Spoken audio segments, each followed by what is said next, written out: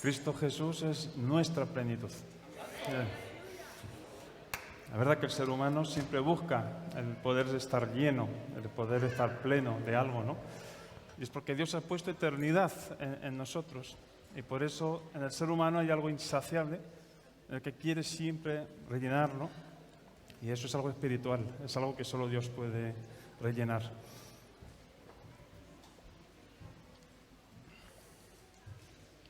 ¿Conocéis la historia de Jonás? Pues voy a hablar sobre Nahum. Pero bueno, si menciono a Jonás es para hacer justo un punto de relación. Sabéis que Jonás, Dios lo manda ir a predicar a una ciudad que se llamaba Nínive. Nínive era la capital de los asirios. Los asirios eran los más brutales, los más torturadores de los imperios que podían existir, incluso peor que los romanos. O sea, eran tremendos. Y por eso, cuando Dios le manda a Jonás a ir a predicar allí, ya los asirios se habían llevado a las 10 tribus del norte en esclavitud. O sea, de las 12 tribus solo quedaban 2, ¿vale? En el sur. Entonces es como si Dios te dijera, vete a predicar a Corea del Norte, a los gobernantes. Y tú sabes que allí hay 400.000 cristianos que están siendo torturados por causa de su fe. Entonces uno dice, yo no sé si eso es buena idea. Así que Jonás pues cuestionaba justamente las órdenes de Dios. Pero ha resultado algo impresionante. Fue a Nínive y Nínive fue receptivo al mensaje, ¿verdad? Y a nivel histórico, cuando miramos los libros de historia, ya aparte de la Biblia, dicen que Asiria, incluido la capital Nínive, eran politeístas. Creían en varios dioses, pero que hubo una generación en la época de Jeroboam II donde eran monoteístas. Y esa generación fue la generación que aceptó el mensaje de Jonás, donde se arrepintieron de todo corazón. Pero a las generaciones que le siguieron volvieron a ser politeístas. Es decir, que esa generación de Jonás no supo dejar un legado a los hijos o a los nietos. No supieron transmitir esa fe a las generaciones que siguieron. Y Jonás, pues, la historia de Jonás ocurrió 150 años antes de Nahum, que es el personaje que vamos a ver.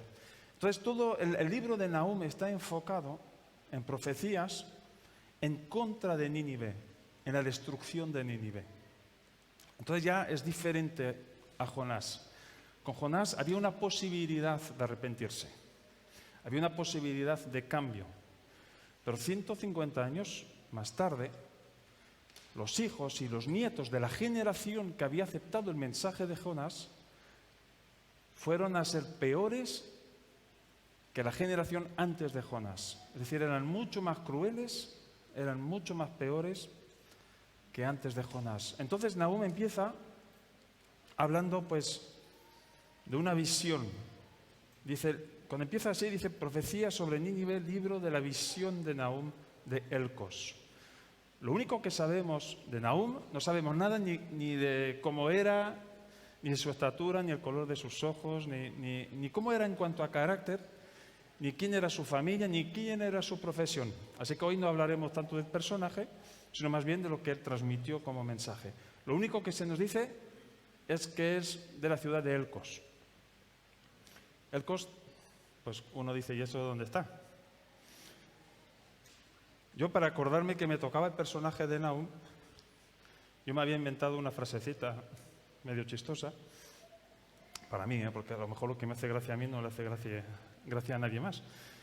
Yo me decía, Nahum no era de Capernaum, ¿sabes? Y resulta que, indagando, la ciudad de Elcos, con el tiempo vino a llamarse Capernaum, en honor al profeta Nahum. por causa de lo profetizado en su libro, porque se cumplió tal cual él lo había profetizado 150 años antes. Todo a la letra, literal. Entonces, cuando es una visión que Dios le muestra, él relata lo que ve en esa visión, y en esa visión ya no hay posibilidad de cambio, ya no hay posibilidad de arrepentimiento. Se va a cumplir, ya no hay marcha atrás. Dios ha mostrado y esto es lo que va a ocurrir. Solo son 3 capítulos en el libro de Nahum, y él profetizó en Judá durante los reinados de Manasés, Amón y Josías, y era contemporáneo con otros profetas, con Habacuc, con Jeremías, a los inicios de Jeremías y Sofonías. Así que es un mensaje donde en este libro presenta a un Dios vengador, donde presenta a un Dios con ira. Y yo digo, wow, ¿cómo vamos a ver la aplicación para hoy en día? Porque realmente los atributos de Dios presentados en el libro de Nahum nos muestra un Dios con ira y un Dios vengador. Una vez en una granja en Libia, el sobrino de un tío coge un rifle de estos y empieza, esos rifles para perdigones, ¿sabes? Que se disparan bolitas de estas como si fuera el deporte este, no es parkour, es estos que juegan a tirarse pelotazos con bolitas de pintura, pero ahí eran pequeñas balas y le dio al ojo de una vaca. La vaca perdió su ojo. Entonces el tío que ha visto eso, lo que ha hecho su sobrino, fue hacia el sobrino y empezó a darle una paliza. Eso ocurrió de verdad, ¿eh? Y entonces, al darle una paliza, vino el padre del chiquillo, tú, ¿por qué le pegas así a mi hijo? Y empezó, pues, a pegarse con el hermano. Y empezaron ahí a juntarse, más familiares, una pelea tremenda hasta que cada uno, pues, empezaron a sacar hasta las armas y a dispararse unos a otros. 13 muertos. Pero la vaca seguía viva, con el ojo tuerto. Ahí seguía de pie. Es decir, la ira humana es incontrolable.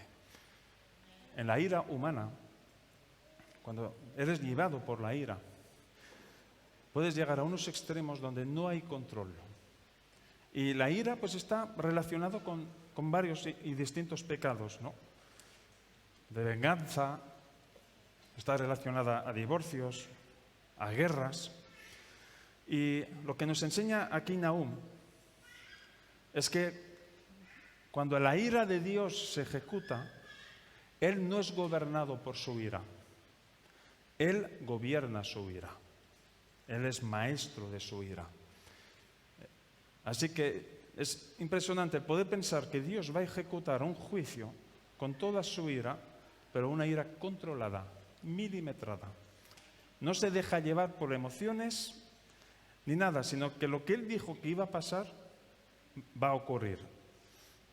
Así que en Isaías también se nos habla de los asirios, de Nínive, que ha sido usado como un instrumento de parte de Dios para castigar al pueblo de Israel. Porque el pueblo de Israel también pues, era tan idólatra, pues que Dios coge y maneja ese imperio y dice, ahora ves a por mi pueblo.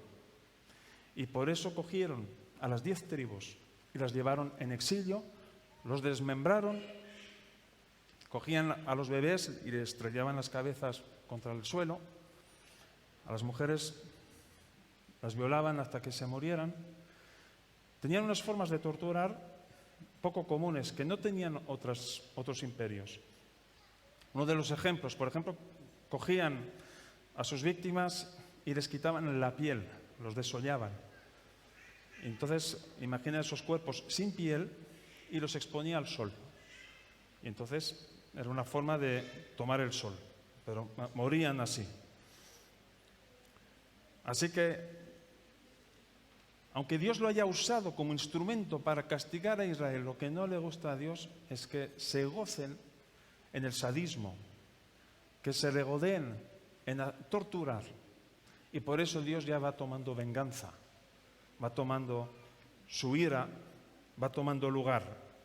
Así que el libro de Nahum, él está en el reino del sur, quedan 2 tribus, y tú sabes cuando Ya sabes que antes los asirios vinieron y se llevaron en exilio a 10 tribus y que solo quedan 2.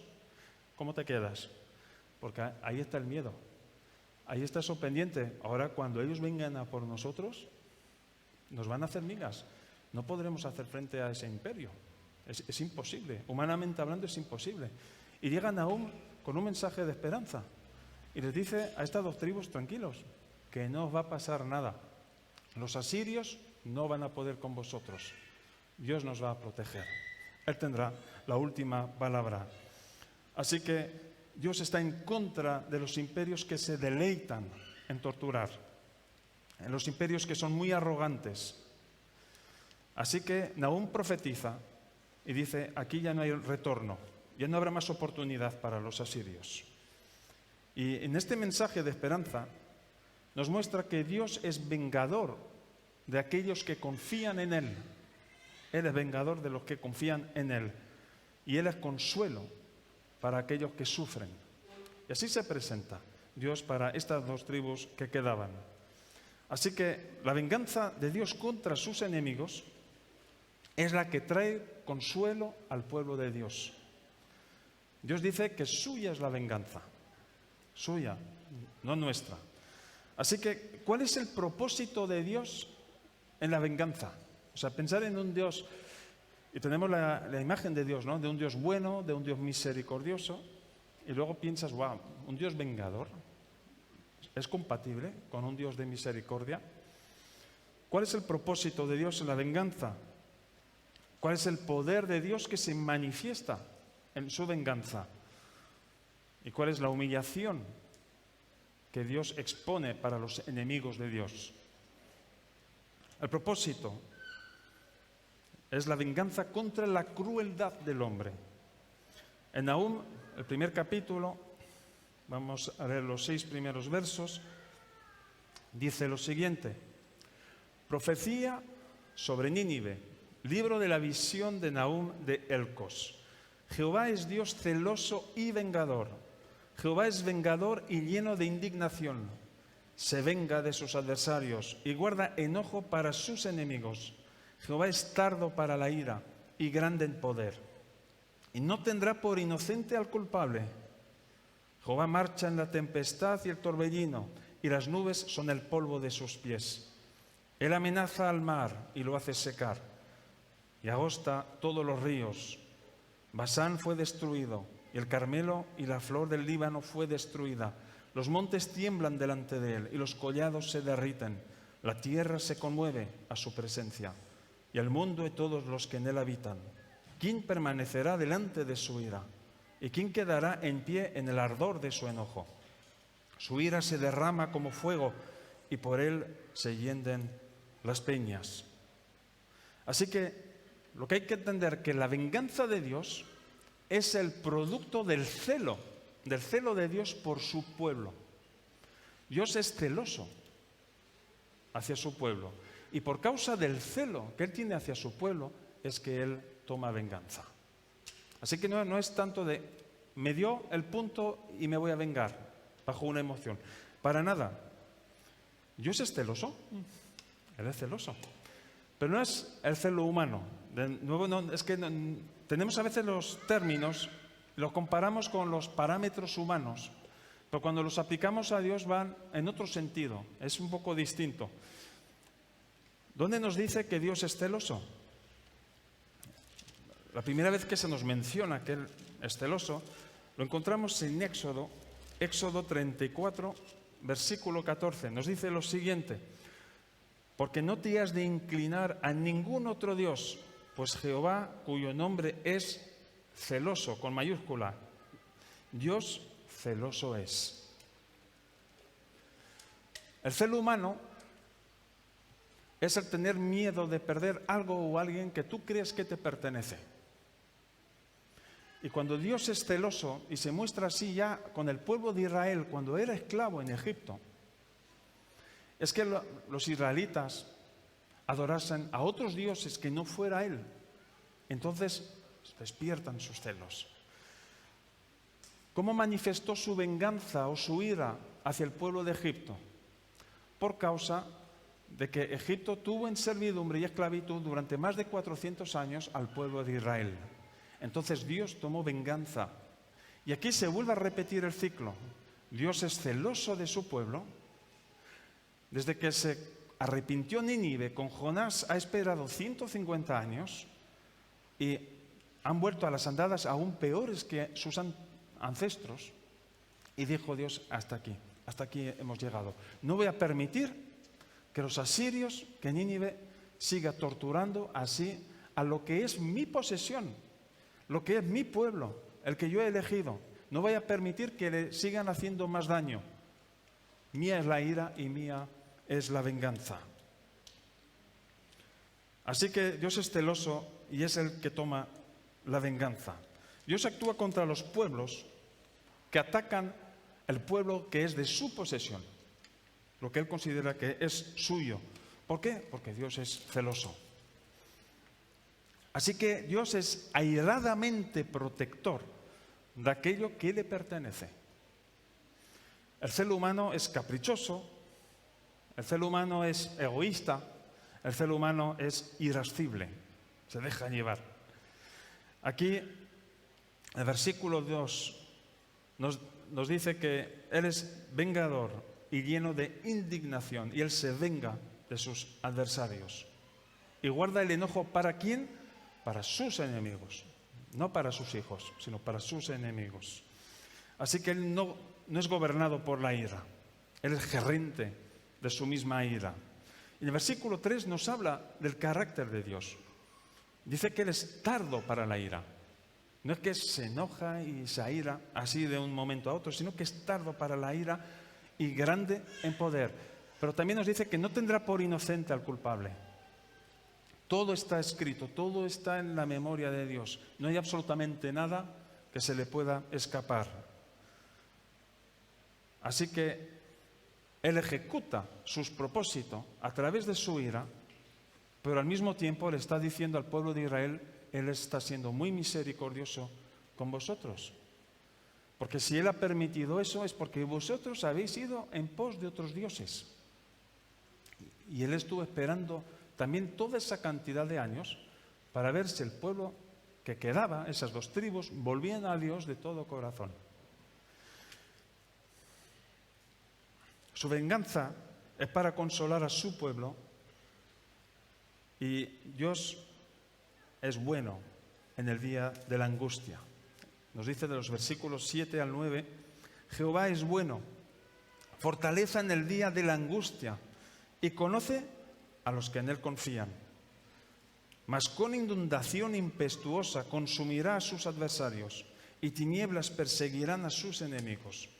¿Qué pensáis contra Jehová? Él hará consumación, no tomará venganza 2 veces de sus enemigos. Dios conoce a los que en Él confían. Él sabe los que son suyos. Entonces Él nunca va a tomar venganza de los que confían en Él. Él no va a tomar venganza de aquellos que son suyos. Y aquí vemos que la venganza no es solo terrenal, sino que va aún más allá. Su ira se derrama como fuego y por Él se hienden las peñas. En el versículo 8 nos dice que con inundación impetuosa consumirá a sus adversarios y tinieblas. ¿Sabemos lo que quiere decir eso? Cuando dice aquí que no se va a vengar 2 veces, es que su venganza le ejecuta una vez. Y porque en una vez, ¿qué es lo que hace? Arrasa con todo. Arrasa con Nínive. Y cuando habla de las tinieblas, es decir que Dios se sigue vengando y ejecutando su venganza aún allá, más allá de nuestra propia vida, en las tinieblas, en el infierno. Sigues ejecutando su venganza contra las personas que aquí en la tierra estuvieron regodeándose, torturando y siendo malvados con el pueblo que Dios ha elegido para sí mismo. Así que la venganza de Dios, cuando Él la pone en marcha, no se trata solo de te coge, te destruye y te mueres aquí, sino que hay también una perdición eterna. Y esto nos hace pensar, me hizo pensar que al no ser solo una venganza terrenal, sino que sigue en las tinieblas, en la eternidad, serán también entonces perseguidos en una justicia eterna. Y eso hace parte del carácter de Dios. Me hace pensar en la persecución que hay hoy en día, mundial, a nivel mundial, de los cristianos. Y Dios es lento para la ira. Va tomando nota de todos aquellos que ejecutan, que torturan a los que son del pueblo de Dios. Eres celoso de lo que es suyo. Y Él tomará venganza. Más allá de esta vida. Si no lo hace en esta vida, en el más allá, en las tinieblas, ejecutará su venganza. Y esto es un consuelo también para los cristianos. Así que cuando hablamos del día de la ira de Dios, para muchos será consuelo, pero para otros será un día terrible. Así que en estas dos facetas de Dios, unos van a decir, menos mal, Dios está aquí. Y otros van a decir, madre mía, Dios está aquí. Según la relación que hayan tenido con Él. Dios es lento para la ira, pero no tendrá por inocente al culpable, hemos leído. En Apocalipsis 6, versículos 16 y 17, hay esas expresiones también, donde la gente decían a los montes y a las peñas, caed sobre nosotros y escondednos del rostro de aquel que está sentado sobre el trono y de la ira del Cordero, porque el gran día de su ira ha llegado. ¿Y quién podrá sostenerse en pie? En la segunda venida, cuando Cristo vuelva a pisar con sus pies aquí la tierra, después del arrebatamiento, también se le llama el gran día de la ira de Dios.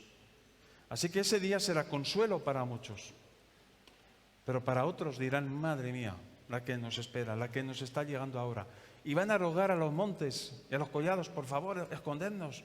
¿Quién puede sostenerse delante de la ira del Cordero? ¿Quién puede aguantar de pie? Porque van a reconocer que Él es Señor Todopoderoso. En el capítulo 2 nos habla de la caída de Nínive. Y todo lo que está descrito ahí, o sea, se cumplió todo en el año 612 a.C. Y todos los detalles que Nahum profetizó unos 100 años, 150 años antes de ese cumplimiento, se cumplió a la letra, literal. Cuando habla de que Nínive iba a ser inundada, fue inundada. Porque llegaron los babilonios, con la ayuda de los medos, desviaron el Tigris, el Éufrates, y ¡bum!, esos ríos dieron contra las murallas, unas murallas impresionantes, de 11 kilómetros alrededor de la ciudad, donde pueden estar 3 carros, uno al lado del otro, donde además tenían un hoyo de más de 20 metros alrededor de las murallas para que el enemigo no pudiera entrar. Pues esos ríos dieron contra los muros de Nínive durante 3 años, hasta que al final cedieron completamente. Y si vamos a los detalles del capítulo 2, lo podréis leer y ocurrió exactamente así. Pero hay un versículo, en el versículo 2, que es impresionante, donde Dios habla y dice, heme aquí contra ti. Dios hablando así a Nínive, heme aquí contra ti. Eso es tremendo. Cuando Dios habla así, sea a nivel personal, sea a nivel de una ciudad, sea a nivel de una nación, cuando ya tienes a Dios en contra de ti, ya no hay nada más que hacer. Ya no hay posibilidad de retroceso, de marcha atrás. ¿Y quién es el que habla aquí? Cuando habla de la destrucción de Nínive, dice Jehová de los ejércitos. Aquí Dios se presenta como un guerrero, como un militar en contra de Nínive. No es el buen pastor, no es la puerta, no es el agua viva, sino Jehová de los ejércitos. El mismo que mencionó David cuando luchó contra Goliat. Cuando él se presenta como Jehová de los ejércitos en contra del que tenga enfrente, el que está enfrente no tiene absolutamente ninguna posibilidad de ganar a Dios. es un general de guerra. ¿Quién puede vencer a Dios? Absolutamente nadie. Absolutamente nadie. Y si volvemos al último versículo del capítulo 1, dice: he aquí sobre los montes los pies del que trae buenas nuevas, del que anuncia la paz. Celebra, oh Judá, tus fiestas, cumple tus votos, porque nunca más volverá a pasar por ti el malvado. Pereció del todo. Así que las noticias de gran destrucción sobre Nínive son parte de las buenas noticias de paz para esas dos tribus que quedaban todavía. Y claro, aquí Nahum, al lanzar este mensaje, tuvo que tener fe para atreverse a pronunciar algo así. Porque si tú has tenido un imperio que se ha llevado ya a 10 tribus en exilio y que solo quedan 2, y te viene un profeta y te dice: tranquilo, tú ora, alaba a Dios, haz las fiestas, sigue con las tradiciones, que a ti no te va a pasar nada, porque Jehová está contigo. Y está esa realidad, pero mira lo que ha pasado. Y los otros y las otras 10 tribus, mira lo que les ha pasado. Pero aquí él les dice: volveos a Dios. ¿Ellos hicieron caso a Nahum? ¿Pensáis? Dijeron: pues sí, tiene razón. Vamos a creer en tu palabra, vamos a volver al cultico, vamos a volver a las tradiciones y vamos a adorar a Dios. No, no le han hecho caso, no le han creído, no han tenido fe, porque sus ojos estaban fijados en la realidad. Y cuando miramos la realidad y decimos: es que yo soy realista.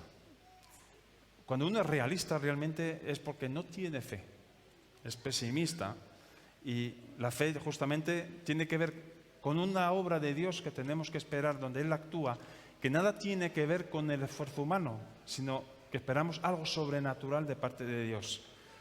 ¿Por qué podemos asegurar que el pueblo de Dios no le hizo caso?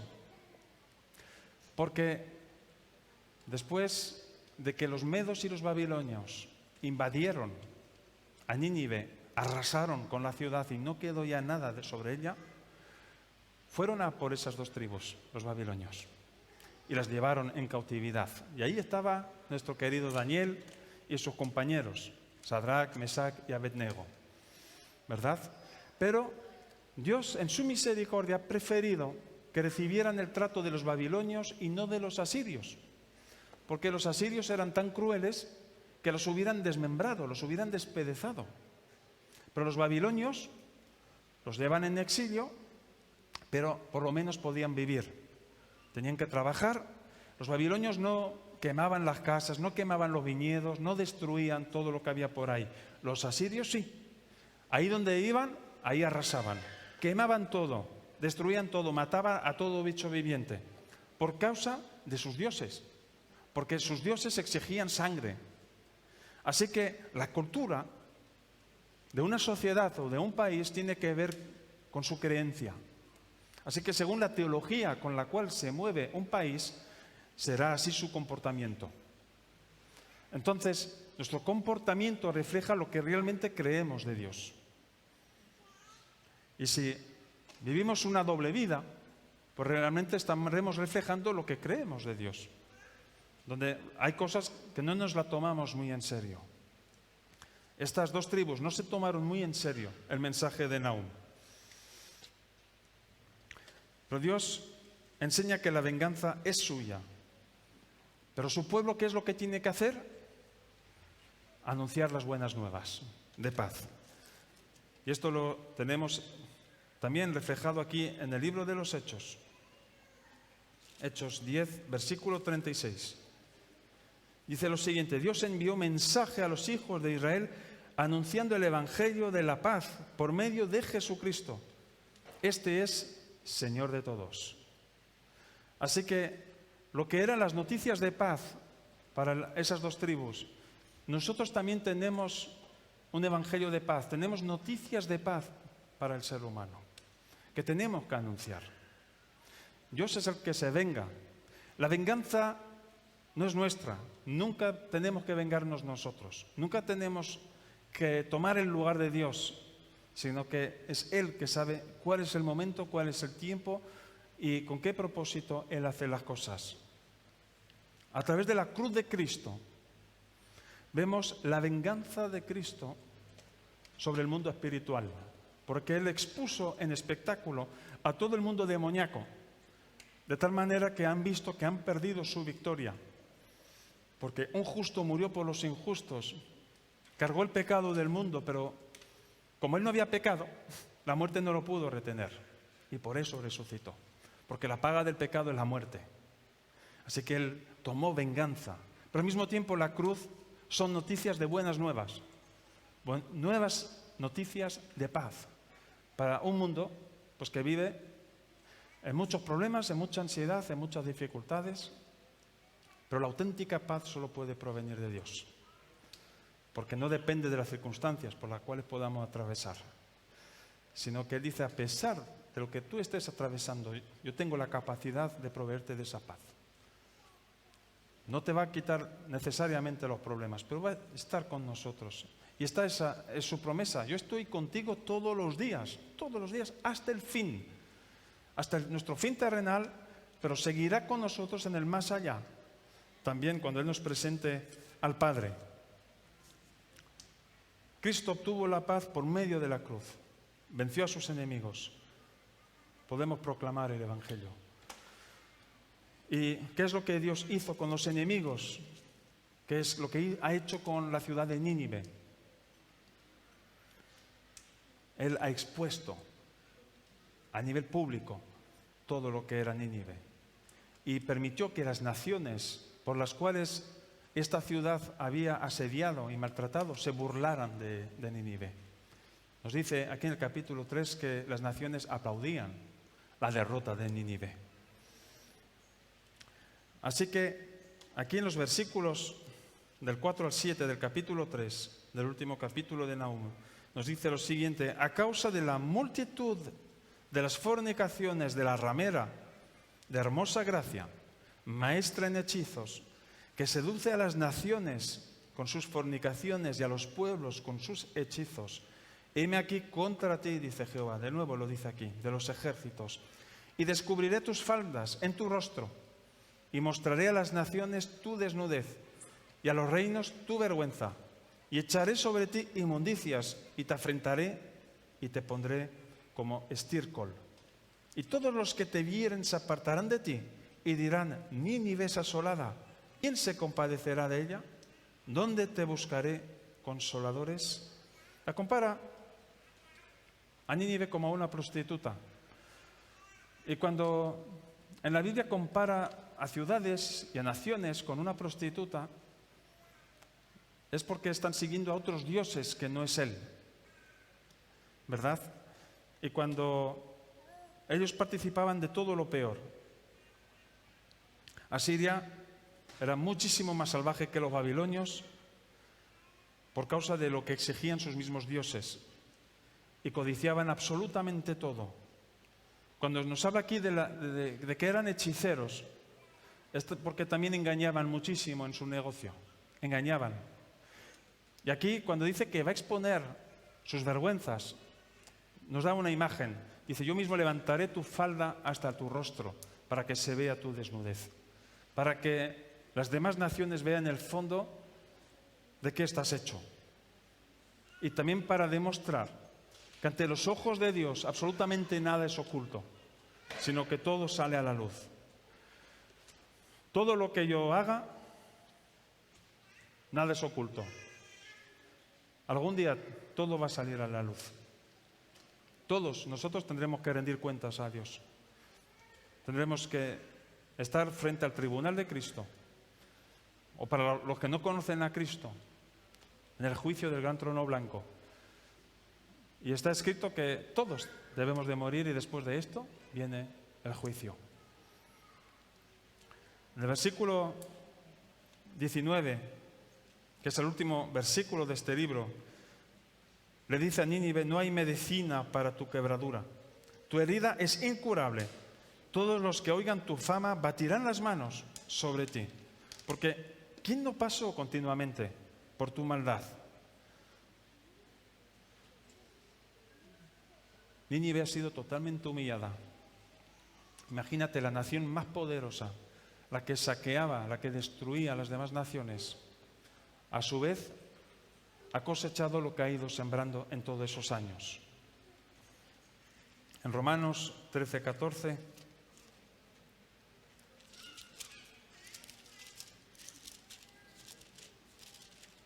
nos dice lo siguiente: sino vestíos del Señor Jesucristo y no proveáis para los deseos de la carne. Vestíos del Señor Jesucristo. Cubre tus vergüenzas, cubre tus humillaciones con Cristo. Que Él sea el que nos cubra. ¿Sabes? Cuando vertían la sangre sobre el propiciatorio, pues la sangre cubría los pecados, las maldades del ser humano cuando venía a ofrendar. Y se tapa. La sangre de Cristo permite que Dios nos pueda ver a los ojos, que nos pueda ver cara a cara y que no tenga en cuenta nuestras vergüenzas, que no tenga en cuenta nuestras humillaciones, porque ese precio ya ha sido pagado. Cristo dijo en la cruz: consumado es. El precio ha sido pagado. Entonces no tendremos que pasar por esas vergüenzas. Pero si hay cosas en mi vida que están ocultas, puedo interrumpir esa relación con Dios. Pues tengo que volver hacia Él, porque Él ya ha dado todos los medios a disposición para que yo pueda presentarme de Él sin ningún tipo de vergüenza. Podemos acercarnos con Él confiadamente delante del trono de su gracia, delante de su presencia, gracias a lo que Él ha hecho en la cruz por nosotros. En los capítulos de Apocalipsis, en el 9, en el 17 y en el 18, hay calificativos contra Roma, que son los mismos calificativos que hay aquí en el libro de Nahum contra Nínive, donde le dice que es una ramera, donde habla de que está usando sus artes mágicas, que corresponde a las hechicerías, que está en el libro de Nahum. Lo que pasó con la ciudad de Nínive es lo que ocurrirá también a nivel mundial, cuando venga el día de la ira de Dios sobre este mundo. Así que nunca nos venguemos por nosotros mismos. Eso es algo que le pertenece solo a Dios. Que seamos portadores de buenas noticias, que seamos portadores de noticias de paz. Y esperemos en Él, esperemos en Dios, confiemos en Él, porque es el que tendrá la última palabra. Vendrá ese día cuando Él dirá: la gracia se acabó, y aquí yo vengo contra ti, mundo cruel que has estado maltratando a mis hijos. Yo soy celoso de mis hijos, son mi posesión, y suya es la venganza. Dios tendrá la última palabra. La tuvo con Nínive. Parecía que esto era una situación que nunca iba a llegar, que Nínive podía hacer y deshacer lo que quería, a su antojo. Claro, estuvo así durante unos 150 años después de Jonás. Pero llegó ese momento, llegó ese día, donde Dios dijo: hasta aquí. Y en este mundo igual.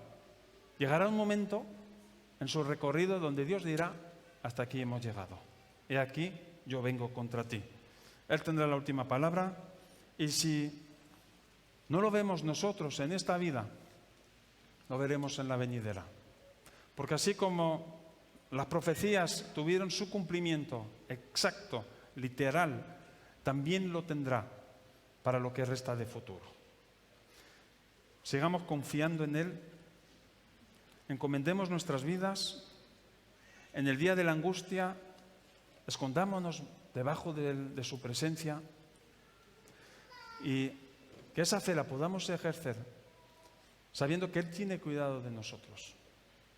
Y cuando tú sabes que tú eres posesión suya, y que si te hacen daño por causa de su nombre, es como si se lo hicieran directamente a Él. Deja que sea Él que tenga la última palabra. Que el Señor lo bendiga.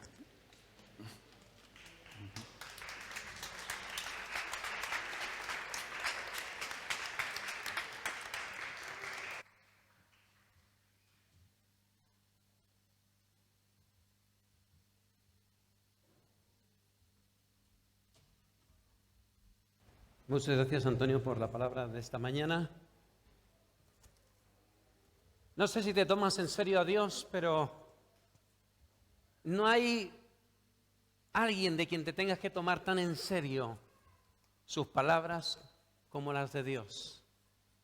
¿Sabes? La palabra de Dios, lo llamamos así, pero en realidad ese libro se llama la Biblia. Nos trae advertencias. La semana pasada creo que yo estaba compartiendo y hablaba de cómo amaba a mi papá y a mi mamá, pero a mi papá, además de amarle, le tenía miedo. Yo sabía que había consecuencias cuando hacía algo malo. ¿Sabes? La Biblia nos habla de mandamientos que en vez de coartar nuestra libertad, lo que hacen es protegernos precisamente de nuestra propia maldad y de la maldad ajena. Porque vivimos en un mundo donde vivimos para nosotros. Esa es la realidad, nos guste o no. Somos egoístas y queremos nuestro bienestar a costa del que sea. ¿Y sabes qué? Por el desastre de la humanidad, Dios envió a su Hijo Jesucristo. Hoy, pese al pecado, todavía tienes tiempo de tomar una decisión.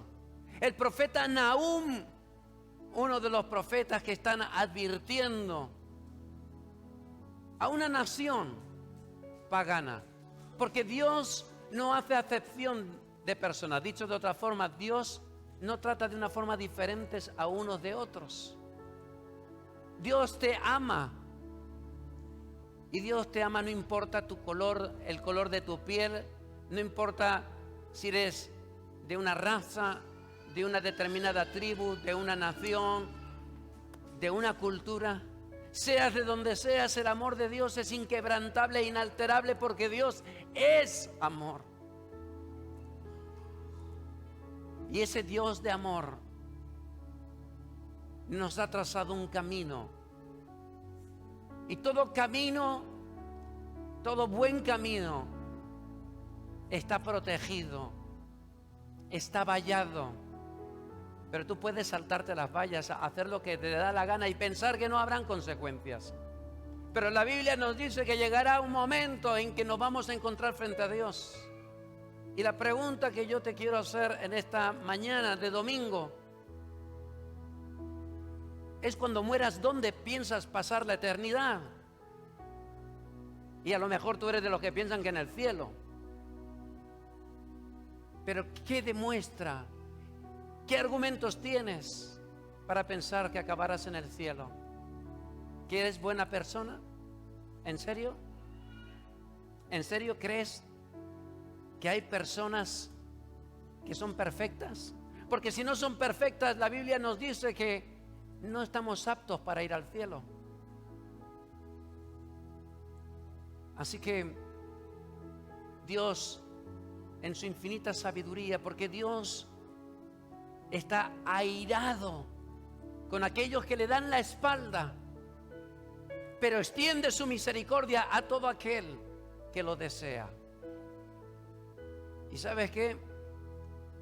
Él en su infinita misericordia nos envió una solución y su nombre es Jesucristo. Ojalá hoy tomes la buena decisión de recibir a Jesucristo como tu único y suficiente Salvador.